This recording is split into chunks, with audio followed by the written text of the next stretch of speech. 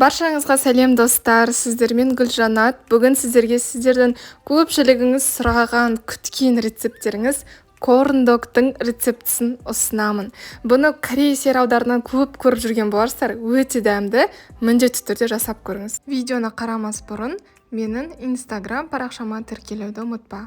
Бізге қажет ингредиенттер ең бастысы бұл сосиска, одан соң қамырын жасауға сүт, жұмыртқа, ұн, қопсытқыш, жаңа қант пен тұз және де шпажка таяқшалары. Ең алдымен қамырын жасаймыз. Ол үшін ыдысқа жұмыртқаны саламыз. Оның үстіне қант пен тұзды саламыз. Жақсылап венчикпен араластырамыз.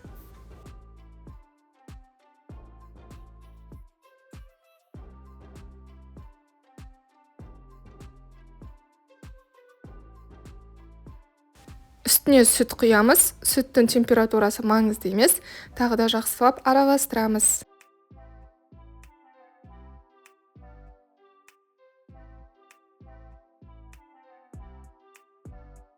Бұл жерде менде ұн, оның үстінде қопсытқыш, осы екеуін аз-аздан сала отыра, жақсылап қамырды араластырамыз. Бізде сұйықтау қамыр шығады.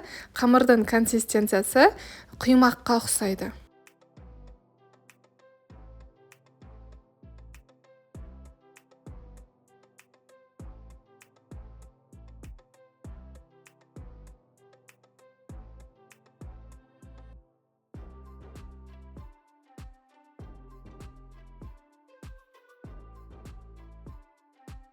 Мінекей біздің қамыр дайын. Ал енді сосискаларды екіге бөліп қоямын. Бірақ бұл міндетті емес. Менің табамның көлемі кішкентай болған соң, осылай кішкентай қылып бөлдім. Және де шпажка таяқшаларына түйрейміз.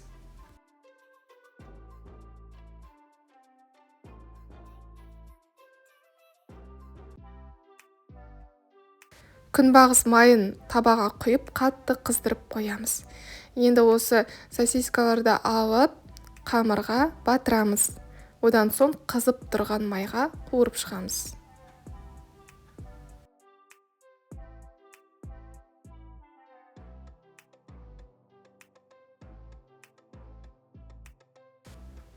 Шпажка таяқшаларын батыруға оңай болу үшін мен қамырды осылай стақанға құйып қойдым. Сонда өте ыңғайлы болады. Осылай барлығын қызарғанша қуырып шығамыз.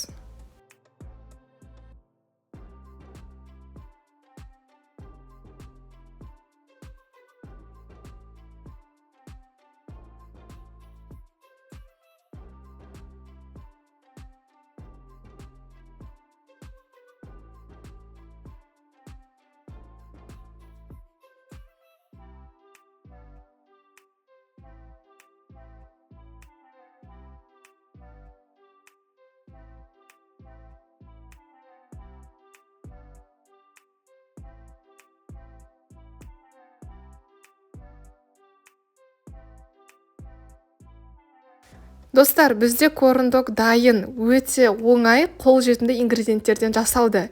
Негізі корн-дог оригинал рецептісі жүгері, жаңағы ұннан жасалады. Бірақ енді көпшілігінде жүгері ұны болмағандықтан мен қолжетімді ингредиенттермен сіздерге ұсынып жатырмын. Сол себептен де осы оңай, әрі дәмді рецепті жасап көріңіздер. Егер видеоны соңына дейін қараған болсаңыздар, лайк қойып, комментарий жазуды ұмытпаңыздар, және де менің каналыма тіркеліп қойыңыздар.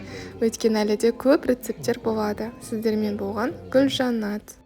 Достар, менің каналыма тіркелген соң, мына жерде қоңыраушаның суреті бар, колокольчик, соны басып, все дегенді таңдаңыздар. Сол кезде мен әрбір салған рецепттерімді жіберіп алмайсыздар. Және де жоғарыда плейлист деген бөлім бар. Егер соны бассаңыздар, бұл жерде ыстық тағамдар, тәтті тағамдар, таңғы ас, екінші тағамдар, салаттар, сорпа барлығы тақырыптарға бөлініп жасалған. Міндетті түрде егер қандай да бір рецепті іздейтін болсаңыз, осы плейлисттен оп-оңай таба аласыз. Барлығыңызға сәттілік тілеймін.